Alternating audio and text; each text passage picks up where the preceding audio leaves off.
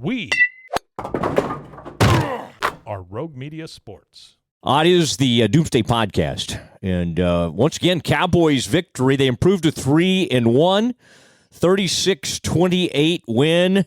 Ed Werder, fresh off his trip from Arlington. We're taping this just hours after the game and leading up to the huge game tonight with Tom Brady's return to Gillette Stadium there in Foxborough. But Ed, kind of we're getting some normalcy, getting some of those full crowds out there, and I understand at the after in the post game, things were a little comical today with one Dak Prescott.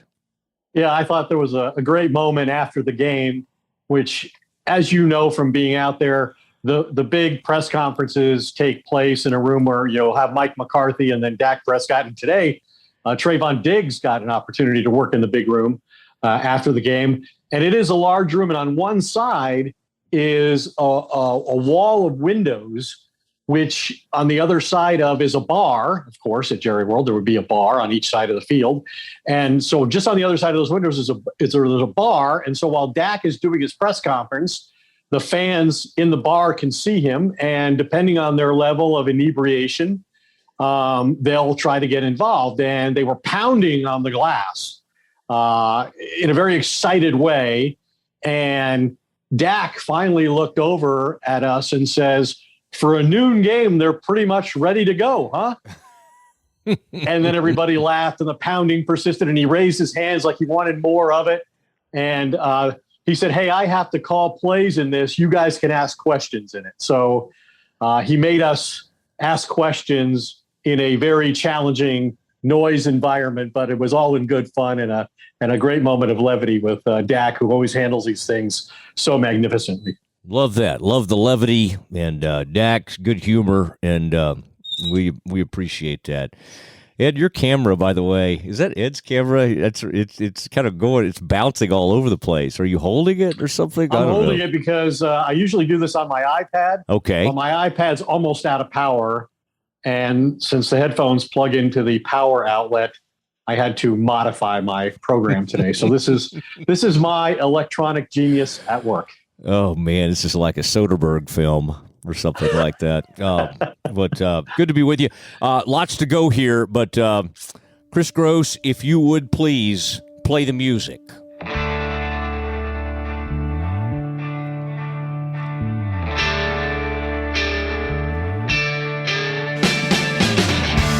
All right, it is Doomsday Podcast, and this is fun. I mean, in past seasons, you've been with us. We've gotten big numbers, but you've had to stay with us through some losses, through some ugliness. And right now, even though the Cowboys are still missing people on defense, missing their starting right tackle, all these people are out, it's good times around here. And it doesn't look like it's going to stop anytime soon, although the next opponent did get a win. They did shock everybody today, but it's okay. Cowboys are on a roll right now. Ed Werder on the scene today out at AT&T Stadium. I am in studio at Frito Nation Productions, and we're excited to be going this week and reacting to another Cowboys win. And Ed, I mean, just from just to start out with kind of a big picture part of this, I mean, this really feels like the beginning of something. I mean, this team, we in the past, we've sort of based everything on, well, they got a shot since this division's so bad. I feel like the way this thing played out today, what happened against the Chargers, all the things that we're watching, and of course they kind of left the door open today and gave up some real needless points there at the end. But this really feels like the Cowboys might be on the verge of something a little more than just winning the NFC East. Well, I remember after they won the game against the Chargers on the last play of the game with the Zerline 56-yard field goal, that I said, now the Cowboys are coming home. They're 1-1. They play 3 straight at home. If they're a good team, they'll win all 3 of those games and they'll start 4-1. And they're now 1 win next Sunday against the Giants from doing exactly that. And I think the point you made there briefly merits a little bit more conversation, and that is the Cowboys have always failed because of their lack of depth. And now this team is winning in such a dominant way. And we don't know how good some of these opponents really are. We don't know how good Carolina is. We know they ranked high on defense and across the board, but part of that was because they had played 2 rookie quarterbacks making their first NFL starts. And we can get into that a little bit more. But the point is, they're without DeMarcus Lawrence, who is the richest defensive player in franchise history. And we thought he was the best player on that side of the ball. They're without Neville Gallimore, a defensive tackle that we thought that was a position they could least afford to lose somebody.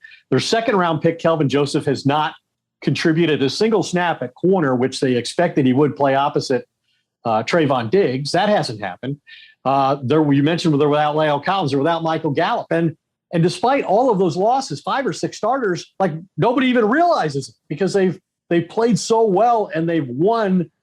I don't know if it was convincingly, but they've won and they've scored a lot of points in the process. And I would just say that, I spoke to the Panthers head coach, Matt Rule, in the week leading up to the game. I guess it was on Friday. And I asked him what things they had to do well. What things do you most fear playing the Cowboys? And he said, the first thing is we have to protect the ball. Well, Trevon Diggs had 2 interceptions today. The next thing is, like I said, the quarterback situation. This is a different quarterback than we played. I mean, in the NFL, it's all about handling top 5 quarterbacks, and that's what Dak Prescott is. And Dak Prescott had 4 touchdown passes, 3 of them in the third quarter. And then he said, the other thing that worries me is the way they've run the ball. Like, we got to be able to stop the run. We got to be able to force them to throw on our terms. And instead, the Cowboys run for, 245 yards, and Ezekiel Elliott has 143 yards on his longest run since his rookie year. So they failed across the board in all the big, items where they had to get the check mark. They failed in all 3 of those areas. And really the only argument or concern the Cowboys showed was what Zeke said to me after the game, which was, we need to learn how to choke these teams out. Like, why is it a 1-possession game when we're on the verge of a blowout in the third quarter? But that seems not much to complain about. Like, the margin of victory is not great enough. We need to work on maintaining these enormous leads we've created for ourselves. Yeah, it's a good problem to have, and they do need. You don't want to leave and they did a good job of closing it out with the running game. Did you happen to, when you were talking to Matt Rule, bring up the co-host of the Doomsday Podcast? Did you say, I'll be talking to Mosley, or how did you handle that, or did my name not come up? I'm not sure it really came up. I had a limited amount of time. Okay, you just didn't have the time. And he chose not to volunteer that subject to me. Well, I think you would have had to prompt him to learn of our relationship. It did. I saw a picture of you and Zeke. I don't know who took that, but you were interviewing Zeke one-on-one, and I did have a thought back. I had to have a chuckle because I thought, is that Ed's first kind of like exclusive with Zeke since that fateful time you and I had the one-on-one with him, and I brought up a kind of a subject he didn't want brought up, and he pretty much soured on us immediately at that point. I think it had to do when he was about to perhaps be suspended. Do you remember that? We did do a lot of coverage of that particular event. Yeah. His pending discipline. I know. And the investigation by the NFL that took, 8 months or something like that. And I think we did more emergency podcasts that year on that subject than we have any other. It's just, you're sort of known for asking the tough questions, and I, not that I don't ask them, but I just thought that was kind of funny that day because I kind of jumped in there and went at him a little bit. And he, of course, almost ended the interview. He was not pleased and had a horrible look on his face. And even you, Ed, I think said to me later, like, "Oh, mostly you could have held off on that a little bit." I think. but I think the fact that he has not seen me in your presence recently, yes, probably has kind of forged that bad memory from his mind, and so he doesn't hold it against me anymore. Cleared the air a little bit. Now, I'm glad you brought it up, though, so I won't get him again next week now. He'll be fine. He is a big fan of the Doomsday Podcast. The several stories coming from this one. One of the biggest is, and I want to deal with it right away, is Trevon Diggs and what he's doing. That was funny, Ed, that Fox was told. They go down to Pam Oliver, and she says they're doing like some kind of player management. I mean, it was very strange reasoning why they were keeping him out. Now, later we found out that at least I think McCarthy said he had a little bit of back stiffness. But you talk about the MVP of this defense. We thought it was maybe Micah Parsons, but maybe the MVP of this team so far is Trevon Diggs. And the minute the last 2 or 3 possessions he was off the field, it was score, score, score. I mean, it was like suddenly Sam Darnold didn't have to fear either side of the field, and so that was a little shaky. But this guy, Ed, you always are good at having all the perspective, and you've covered these teams for a long time. But I had this thought: when is right now he feels like he's got 5 interceptions. He's got 4. He had 4 in the first 4 games. First Cowboy, I think, to ever do that. And now he has 5 on the year through 4 games. I started thinking he's the best cornerback for the Cowboys since. And I started thinking, and I'm like, okay, Byron, I think he's going to be better than that. I thought about Terrence Newman. I like Terrence, but I think he's already maybe better than that. They had the guy that they paid all that free agency money to from Kansas City or whatever, Brandon Carr. He was okay. I mean, you almost have to go back to Dion for anybody that had this kind of and again, he's going to have to sustain it to truly be compared to somebody like that. But the Cowboys haven't had anybody like this in forever. Yeah, well, Terrence Newman did have a lot of interceptions in his career, and he was a fifth pick in the draft, I believe, under Bill Parcells. Had a fantastic career. Didn't play on a lot of really great teams, but was probably an overlooked player. But yeah, he does. Trevon Diggs does have some Dion characteristics, although I'm not sure personality-wise there are too many people that have the self-confidence that Dion has exhibited, the personality that we've seen. But the Cowboys have forced multiple turnovers in 8 straight games. That's the longest streak in team history. And they lead the NFL in takeaways. They lead the NFL in interceptions. And to put what he did today in context, Sam Darnold was 2 of 7 for 34 yards and 2 interceptions when Trevon Diggs was the nearest defender in coverage. And so over the course of 4 games, opponents now are 11 of 25 with 5 interceptions when Diggs is the nearest defender in coverage this season. So you talk about shutdown corners, that's really what he is. And I remember talking to Dan Quinn during training camp, and one of the things he said that surprised me was, I've gone back since I've been out of the game. I got fired early last year, and I kind of, reviewed my philosophy and everything I've done, and I've made some changes. And I said, give me an example of some of the changes that you made. He said, we've always in Seattle been a zone team in coverage, and I think we should play more man. And we've never been a team that flipped corners. They just played sides. And I'm cross-training these corners because I want Diggs and his big body to match up against certain guys. And so in a lot of these games, we've seen Diggs take on the best receiver on the other team, whether it was Keenan Allen in San Diego or, this week it was DJ Moore. DJ Moore had a good game, and he's a tough cover. But Trevon Diggs is clearly establishing himself as one of the premier corners in all of football right now. And he says he doesn't want quarterbacks to give him so much respect that they go somewhere else with the ball. He still wants his opportunities. And Dak was asked today, is Trevon Diggs the best corner in football? And of course, he has to say yes now. The guy's got half their takeaways on defense. And he said, yeah, but you turn on the film, there's absolutely no question in my mind that he's the best corner in football. And that's been a big part of how successful this defense has been.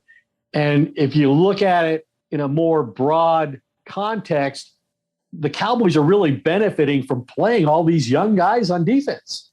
Jason Garrett didn't believe in playing young players. Mike McCarthy learned in Green Bay that he had to play young players because the Packers didn't participate in free agency for the most part.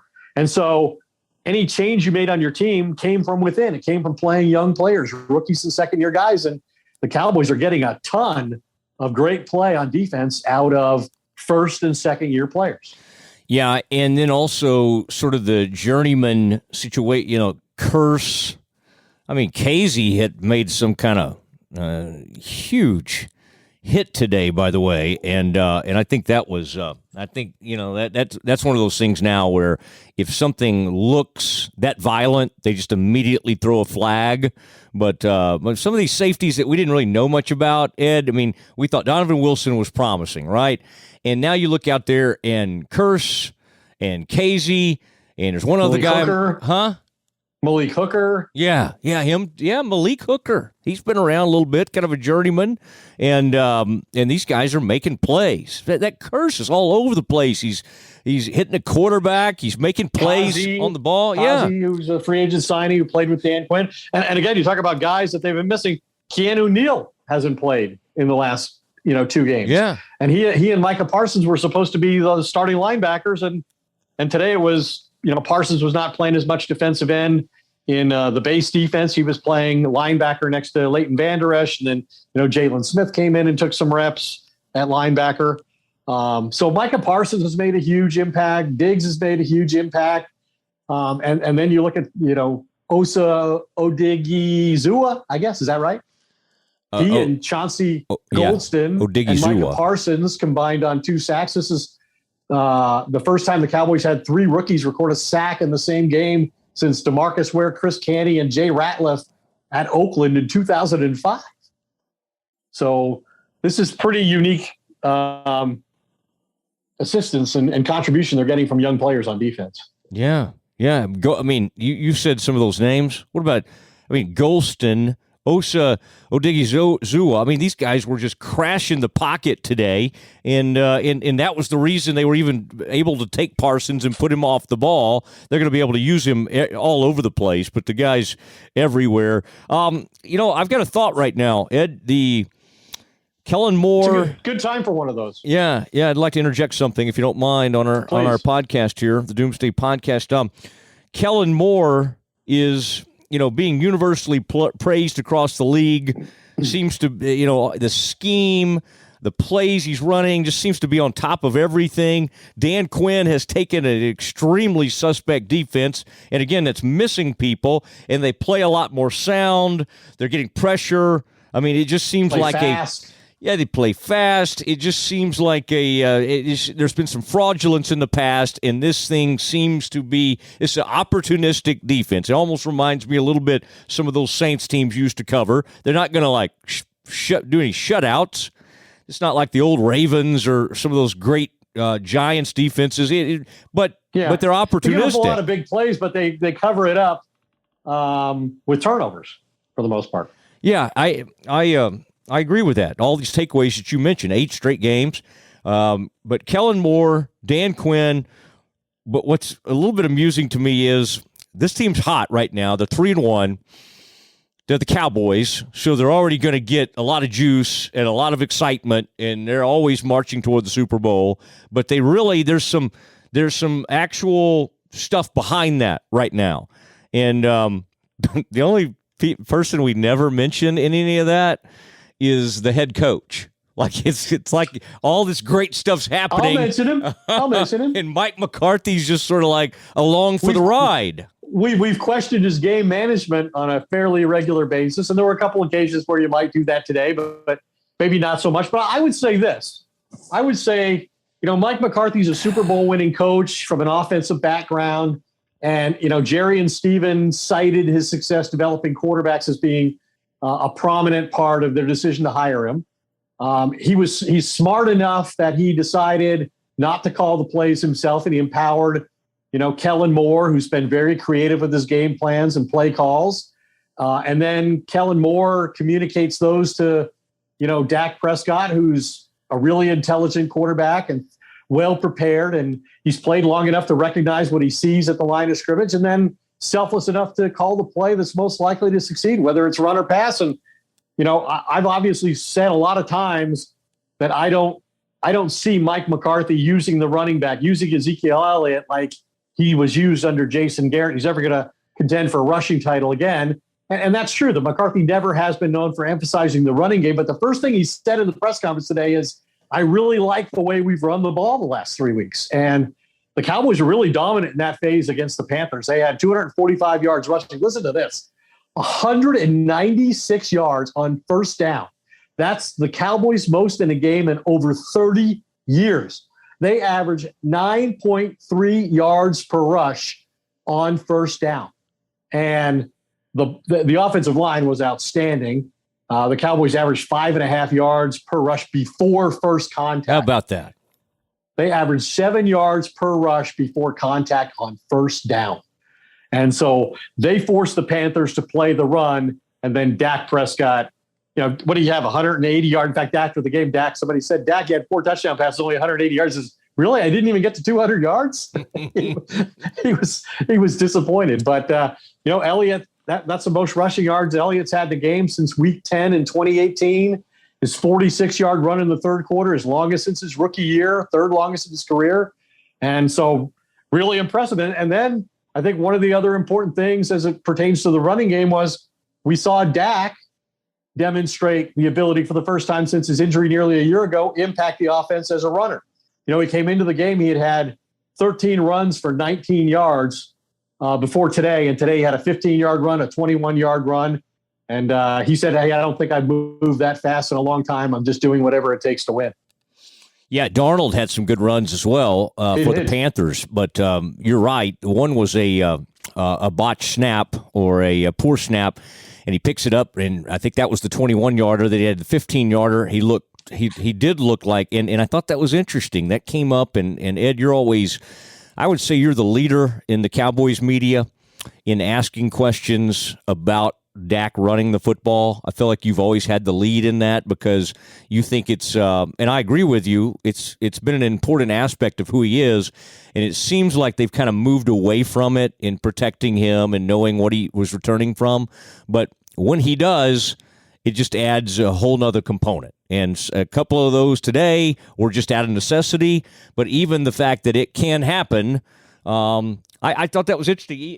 By the way, Olsen, you don't get to hear the broadcast when you're out there. That guy's so good. I mean, I'm telling you, he's really good.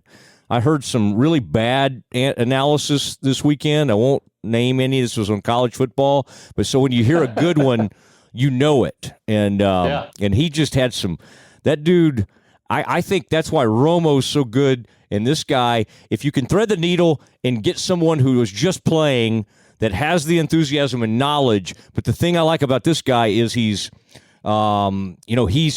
just extremely well prepared, but he's not trying to be funny. There's some guys in college that are trying to be really funny, and they just are not very. But he doesn't want to be a personality. He wants to be an analyst. No, and he's good. I mean, he's just solid. I saw him before the game, and he was one of the guys that after I covered the Panthers a lot in their Super Bowl runs, and he would be a guy that I would go on the field and get one-on-one after a game because he was always, always had a very good take on things. And most of all, he was always willing.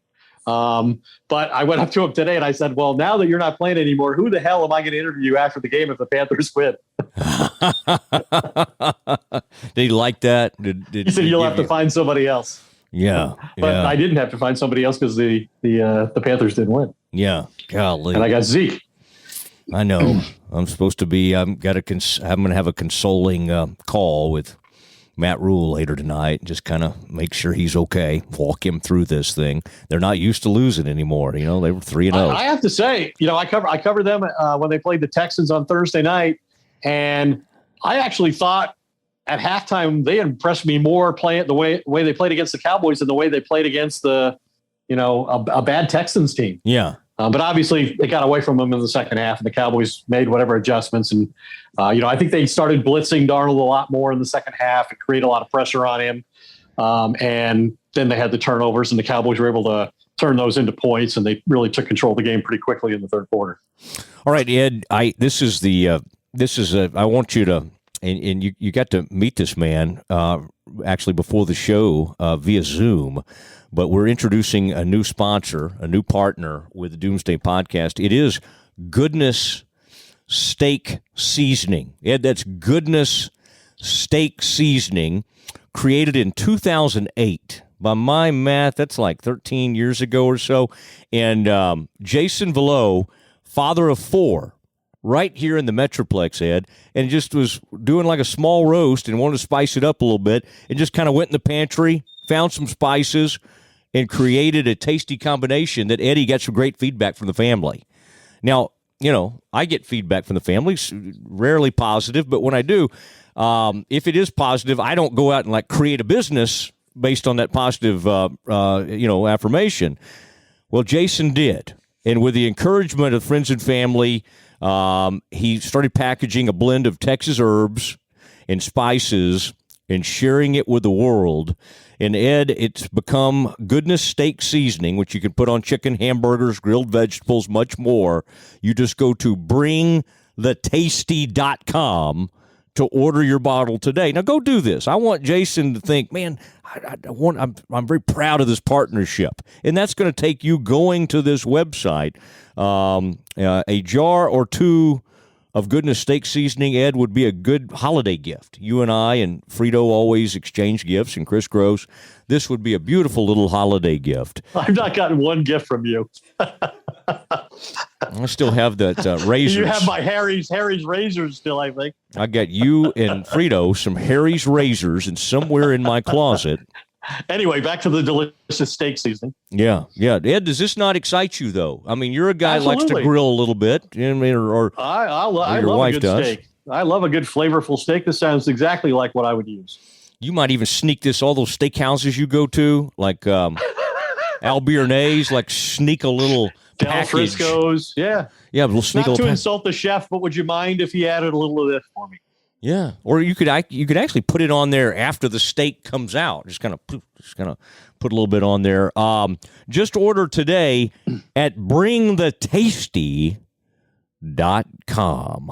All right, Ed, I think now would be a good time, and we've got some more stuff to talk about after this, but it's time to bring on, and Ed was, sometimes you go, well, I'm not hearing from Ed in stretch. Well, Ed is interviewing Cowboys coaches, players, and all that after games. And then while he's doing that, we talk to Glenn Stretch Smith. It is time for Stretch Plays with Glenn Stretch Smith. You know him as the former Cowboys scout and coach, and big 36-28 win for the Cowboys.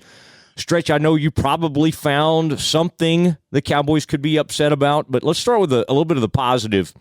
And let's start with a guy that's becoming the star of this team in a lot of ways. And I'm talking about Trevon Diggs. And 5 interceptions through 4 games. First one in team history to have interceptions in his first 4 games of a season. Stretch, not only the grade for all the DBs, because I saw Curse doing some nice things, and I know they had some issues late. But just start it with Diggs. I mean, we have not seen anything like this around here since Dion, maybe. I mean, this is starting to get really entertaining.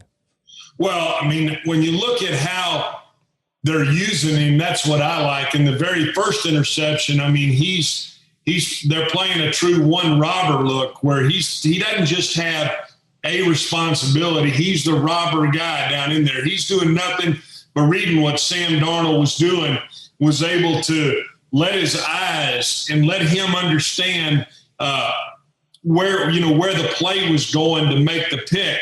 Then the second pick, he knows exactly what the situation is. When I'm talking about the situation, he knew they were going to bring a hot guy, which that's one more than you can protect. He knows the route has to adjust. When you bring a hot guy, he sits on the hitch and makes the pick. I mean, right now, we talk about Kellen Moore being dialed in as an offensive coordinator. We'll talk about that a little bit later. I mean, right now, Trevon Diggs is dialed in. He's dialed into what's going on, and he is flat understanding everything that the offenses are trying to do to come after, the Cowboy defense. And what I like is when he gets those opportunities, he's making the play. I mean, he's making the interception. He's doing what he needs to do. So I continue to see a guy who really is making strides from year one to year two. And we talk about, obviously it's in there from a productivity standpoint, but I like how it's also leading to other guys. I mean, Anthony Brown had every opportunity to make an interception. He just couldn't make the play today. You talked about the rest of the secondary. I think that's playing pretty well. I have a hard time giving the entire group an A when they had middle bust at the end of the game right there and they weren't able to switch that situation off. So because of that, I gave the group a B. But if you want to, if you're saying an individual grade, I mean, Trevon Diggs is as dialed in as anybody, and you'd have to give him an A+ by himself. It wasn't that amazing stretch that we used to reward and everybody be excited about huge hits, and now they're just automatically flagged. I'm thinking about KZ across the middle there, timed it up perfectly, hit him exactly like your coach to with his shoulder, did not target the head or neck. It didn't appear, and yet that was a 15-yard penalty, and it was almost automatic. I mean, that's tough to tell a defensive back that, no, that's a penalty. That's illegal what you just did. Tell them that, and certainly, I mean, if I was on the sideline, that would be my question. Hey, I tell you what, let's you and I switch uniforms here. You come over here and coach these defensive backs and tell me what you want me to tell him as he breaks on the football and decides to run right through the guy. He didn't, like you said, I mean, he's not butting him with the crown of his head. He goes and runs right through him, a guy that is running through the seam. I'm just not sure how you coach it any different than that, and I'm not sure what you would tell him. Yeah, I'm with you, and so you're right. Those middle busts and some of the weird things that happen. I think that's kind of human nature. If you get a big lead on somebody, that you're going to kind of rest a little bit. Never seriously, but it was nice to see the Cowboys put them away with that running game late and close that thing down. Okay, let's go next to the linebackers, and I saw a lot of Jalen. And saw Van Der Esch quite a bit. And then, Stretch, I thought that was interesting that that Micah Parsons, who's been lining up a ton at defensive end, you saw him back there off the line linebacker. What did you think about all their play? Well, Parsons is the guy that separates this group. I mean, right now, if I grade them individually, I mean, I'm telling you, Van Der Esch does some things that, make you just shake your head as far as his fits, as far as how he's supposed to be really getting downhill and going and attacking. And certainly Jalen will do some things that, I mean, are just really out there. I mean, will not get into the gap. I mean, he just doesn't get downhill and go do it. Parsons is a hell of a football player. I'm a little concerned with the other two. I really am. I'm concerned with the fits of Van Der Esch and Smith. You win a football game like that, and I got to give that group a B. But I'll tell you what, my concern is Jalen Smith will still do some things that, I mean, almost a damn James Brown turnaround when he ought to be fitting in a certain gap that just make you scratch your head. Get the cape out or whatever. Yeah. And Hubbard, Chuba was had the thing rolling at times in that game, and a lot of that gets overlooked because the Cowboys had that enormous third quarter. Defensive line, Stretch, Golston, Adigi Azua. I mean, some of these guys are really generating some nice push. We didn't know a ton about these guys. Now, man, they're really becoming mainstays for this team. And then obviously Gregory made some big plays. I believe 5 sacks for the Cowboys today. Yeah, really, again, another great effort. I love Gregory's length. I mean, they run him on a stunt one time, and he's got such long arms. He's able to press guys off and get inside there. I mean, this is a group that continues to play very hard. You kind of have to look at the stat line when you're grading these guys. I gave the entire group a B+, but I mean, can you imagine what it's going to be like? And I'm not sure what they're looking from Lawrence. I think it's another probably month. He broke his pinky toe, but Dorrance Armstrong should be back. Now, once you start rolling those guys in there that can really get up the field, you start mixing in Parsons. I think it's going to be a really, really good group. But today versus Carolina, I gave him a B+ and a very productive effort. B+, and just really giving Darnold some issues throughout the day. Got home, but Darnold does look like a lot better quarterback, but he'll also throw you the football occasionally. Let's look over on that other side of the ball and Stretch. Let's start with the wide receivers and tight ends. Schultz, the bad to me. He tried to put the ball on the carpet a couple times, and one time he really did. He got bailed out by kind of a weird call by the officials. I think Carolina had reason to be very upset on that, but both tight ends continue to play really well, it seems. And then, of course, Cooper, even though he was hampered with the injury, making some big plays in the passing game. Yeah, I think the tight ends are good players. I mean, both Jarwin and Schultz. I was openly critical when they took Schultz a couple years ago in the draft, and he's gotten himself better as an inline blocker. He's not going to go knock anybody off the football, but he's adequate on the backside to cut off. Jarwin is a good player. It concerns me that he did put the ball on the ground a few times. Those are things that have to be cleaned up, and I know will be cleaned up. I mean, he carries the ball pretty high. I like that. And all those things you just got to make sure that when you're in those very tight areas, and again, as the season goes on, teams are going to take away some of those Y stick and Y option routes. And you've got to be able to know that in those very tight areas, they're going to be ripping and stripping at the football. Tight ends, I gave them a B. Receivers, I gave them a B+. I mean, I just love how you continue to see Amari Cooper. Not only does he threaten you deep, and he's even at about 85% today, he was a little dinged with his hamstring, but I mean, I love how they continue to block down the field. I like Wilson. I like Brown. I like the guys that even are down the line guys. And I gave that group a B+. I know you like to grade those guys together, but in this situation, I kind of have to separate them just a little, because I did think that you saw a tight end group today that had to get inside and really get after it when they were trying to, put the game away. And when I'm talking about get after it, I'm talking about blocking defensive end. That's very hard work for a tight end.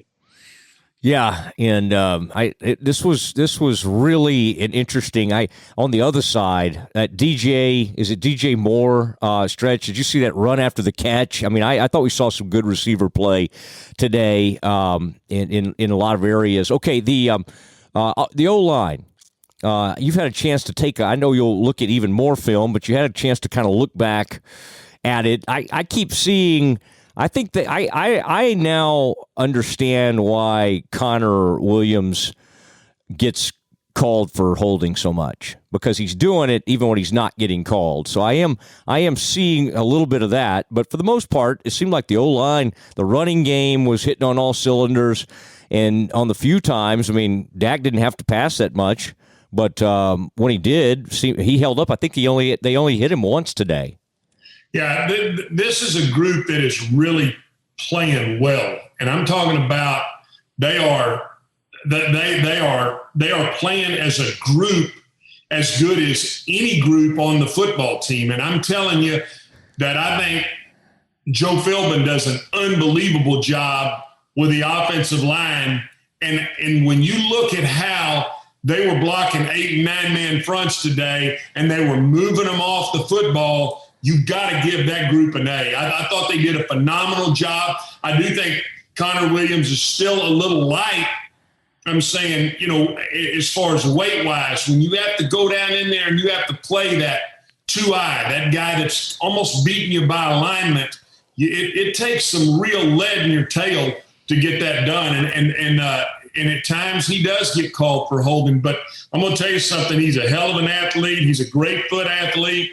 And other than missing that guy on the tight end screen, I mean, it would be very hard to be critical of this group at all, and that's why I gave him an A. A for the O-line. Okay, Stretch is a tough grader, and so let's keep that in mind. The running backs. Pollard, 10 carries, about 67, 68 yards, and then Zeke showed some speed, got outside, had some long runs. I mean, that you talk about a great sign. Of course, even Dak helped the running game today, but a pretty strong effort from the Cowboys rushing game.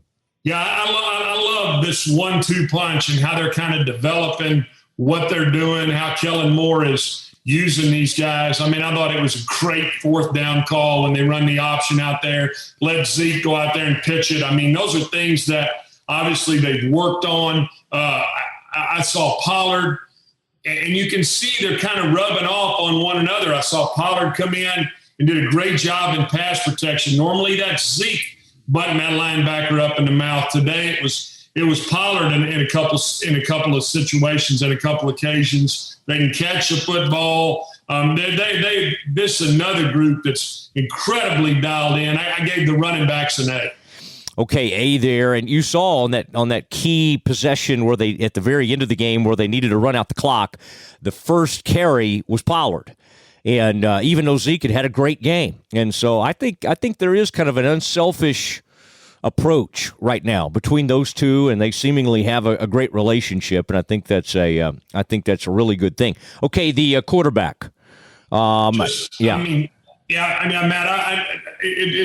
he's fun to talk about right now. I mean, you can see that he and this offensive coordinator, the play calling, how they're reacting and what they're seeing, I think it's phenomenal. I mean, on the very early in the game, CD runs a hitch outside, and they called a PI on Carolina, and they come right back later in the game and run 2 double moves for touchdowns. I think those are things, to me, that when you see defenses reacting that way, and then your quarterback and your play caller are on the exact same page, and they make you pay for playing that tight, kind of screwed down in their coverage.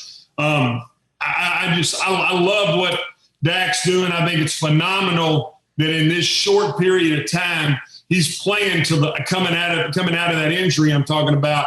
He's playing to the level that he's playing to, an A+ for Dak Prescott and what he's doing. Wow. That's about once a year that Stretch gives out an A+, and I don't know if he's getting softer. I don't know what's happened, but I do think Stretch appreciates the great play of Dak Prescott. Stretch, the head-scratching moment of the day for a lot of people with Mike McCarthy was he had a chance to put him back in a 2nd and 22. He puts him in a 3rd and 12, and, of course, they completed immediately, get about 13, 14-yard pass, and I think there was some major second-guessing there. I think they went on down to score, in fact, on that same possession. Did you at the time think, that's a weird decision?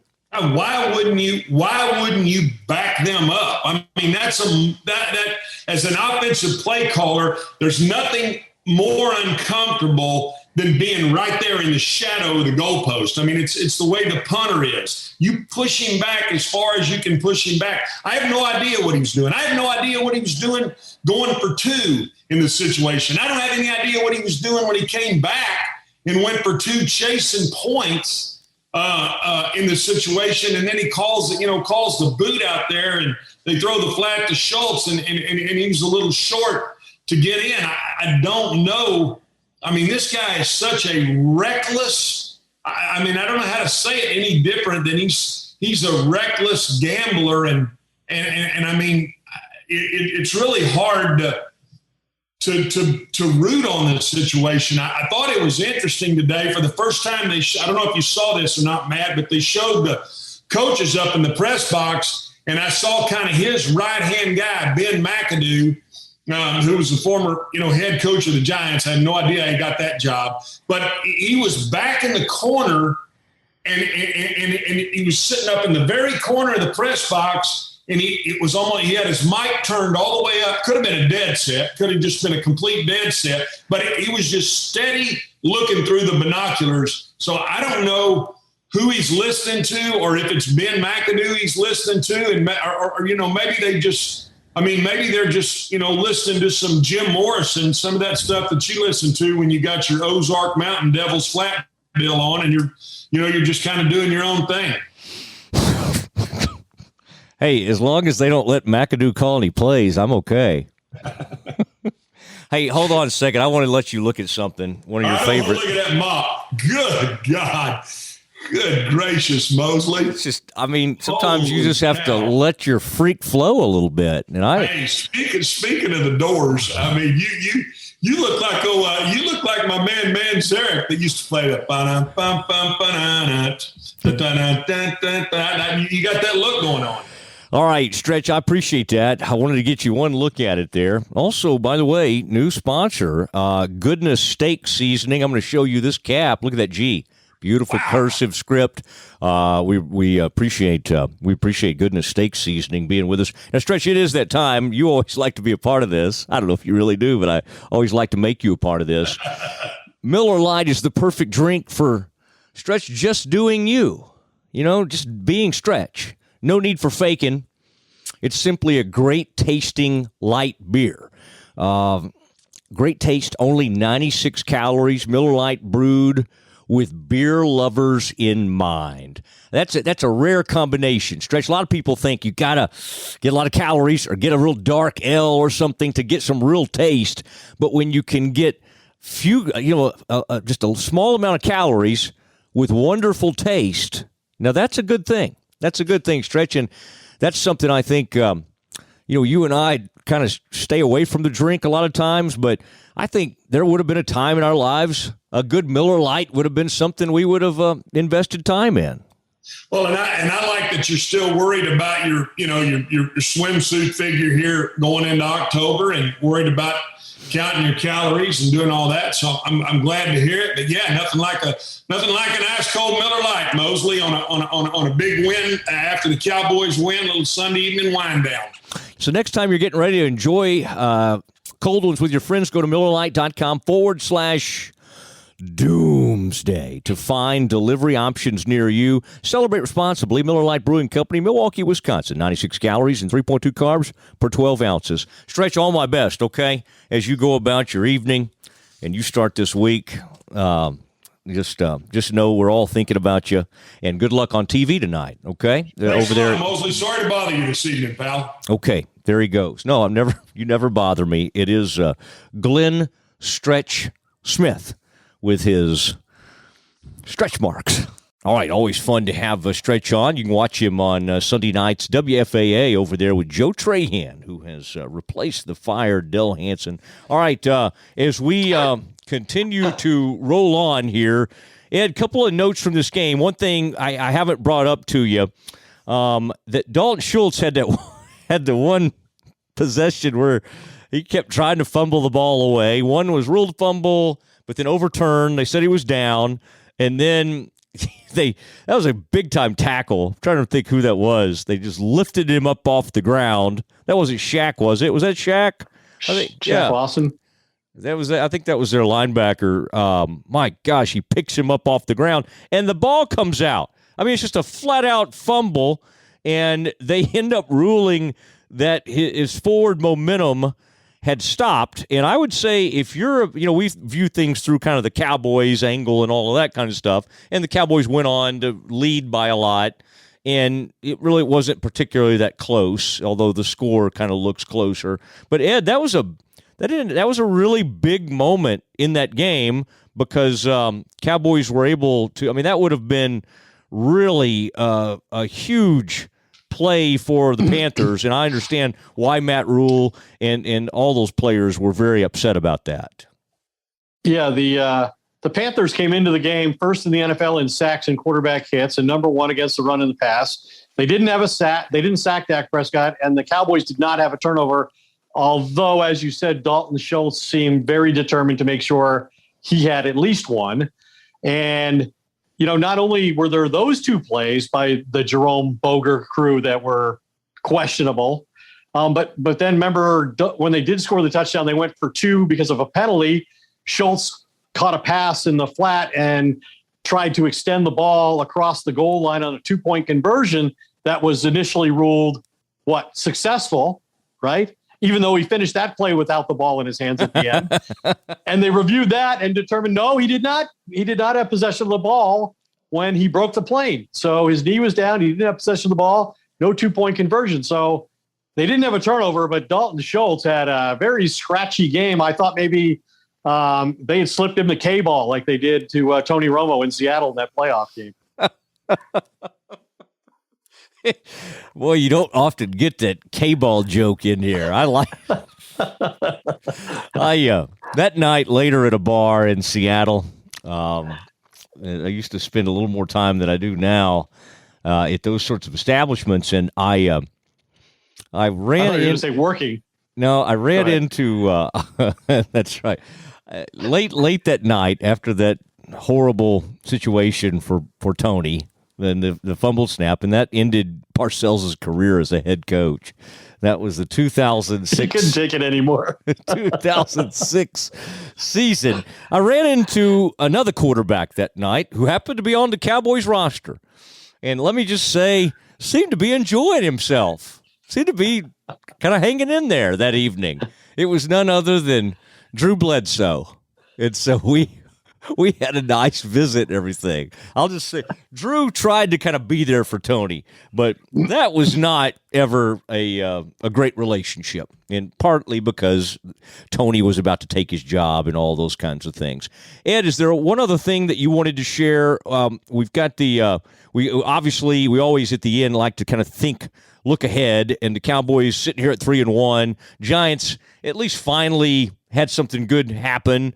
I guess when you look at divisional games, you can't just chalk it up. They don't seem to be that good, but they just beat a good team at their place. So, I mean, I think Cowboys obviously have to take them seriously. Yeah, and it'll be interesting. Jason Garrett, the former Mike McCarthy's predecessor, will come back, and obviously it's just going to be a year after, just past the 1-year anniversary of Dak Prescott on the same field against the Giants, suffering that season-ending ankle dislocation and fractured leg. So that'll be a prominent part of the coverage going into the week. I just kind of wondered when I was watching the game and thinking about the Giants coming in, and this is when the Cowboys were up by 20, like, does Jason Garrett, when he watches film, does he even recognize his team as the one that he coached 2 years ago? I mean, with all the things that they're doing on offense now, with Kellen calling the plays, and I know Kellen was on his staff, but does he even recognize the way they play anymore? How dissimilar is it from the philosophy he tried to impart on his teams? Although I will say, like I did earlier, the running game's become a bigger factor, and that has to be Kellen Moore's influence more than Mike McCarthy's. But it's working, it's effective. But I just wonder what Garrett thinks when he watches that tape. Does he really think that, wow, this is the team I did nothing with for 10 years? They might actually be something this year. Yeah, that seems harsh. Harsh? No, I'm saying, if you say nothing, he had his moments. The 2016 team won a lot of games. One of those guys got an MVP as a rookie, or was rookie of the year. Did they ever get past the divisional playoffs? That did not happen. No, okay. Even going back to Wade's time. Well, that hadn't happened in forever. I mean, that hadn't happened since 1990. But he was the longest part of that forever. He had a whole decade of that forever belongs to him. Yeah, I don't know. I mean, I hate to find myself in any position defending poor Jason Garrett. I will say, when he looks at the tape of this season and he's breaking down the Cowboys, he can still feel superior to McCarthy as a game manager. I think. Well, when McCarthy was questioned about his bad decision last week, I thought it was funny that Jerry defended him by saying, we went through a lot of these same things with Jason Garrett, as if saying, hey, I've had two head coaches who can't properly manage a game, justifies the second guy failing to manage the game properly. Almost like he's got to just ride this young pup out with McCarthy. Let him just kind of learn on the job, take his bumps and bruises. He's only been a head coach for 15 years in the NFL, but only for 2 years in Dallas. And so it takes some time to manage the games differently here. All right, Ed, I tell you, good work today out there. We saw you this morning. I believe that was 8:40 Central Time. The only good thing about that, of course, you don't mind working early. The hard part is when ESPN sends you out there early for like a night game or even a late afternoon game. At least this way, you do your live stuff, and then you go right up into the game. And it's like the good and bad thing about covering the Cowboys. The good thing is there's always work and there's always stories and all of that kind of stuff. You know, the bad thing is you never get the noon start, mostly. I mean, you did today. Right. Good teams don't generally play very many noon kickoffs. The good teams play in the late TV window. And next week, the Cowboys will play in the late TV window against the Giants. And I have already been assigned that game. Oh, so I always like to know. Again. Yeah. Yeah. Or are they sending Archer this week? I think Archer will be at the game as well. Okay. All right, good. 3 straight home games for the Cowboys. Just setting maybe up we'll shop. get a chance to say hello, and maybe we won't. I don't know. Oh, you and Todd? Does he not always speak? I don't always. We don't always have an interaction at a game. Oh my gosh, I've uncovered. I'm seated a ways away from him. Yeah, I've uncovered something here. Okay, it's not intentional. No, I could. At least not on my part. I'll try to get back. I'll try to get back out there and see if I can mediate something. All right, Ed. Fun to have Goodness Steak Seasoning. That's a great new partner, and also have we have like an official new bar. It's a very one of my favorite bar/restaurants. Also a brunch place. You know, I'm into the brunch scene in Dallas, and so we'll be rolling that out next week. So I'll just kind of tease that. But right now we have Miller Lite and a great steak seasoning company, and those two go very well together. Yeah, and we got a bookie. You know, we got bookies involved with us. Don't forget my bookie. We're big on offshore gambling. All right, Ed, excellent work. Appreciate you. Appreciate everything you've done so far this season. Continue to do good work, and I hope you let go. No, you'll be fine. It's kind of a week-to-week deal. We review everything, but this week you had a good week, and we're proud of you, and we're proud of Chris Gross. He gets ready to leave us, and we're proud of Mark Frito Friedman, Frito Nation Productions in far north Dallas. For Ed Werder, I'm Matt Mosley. Good night.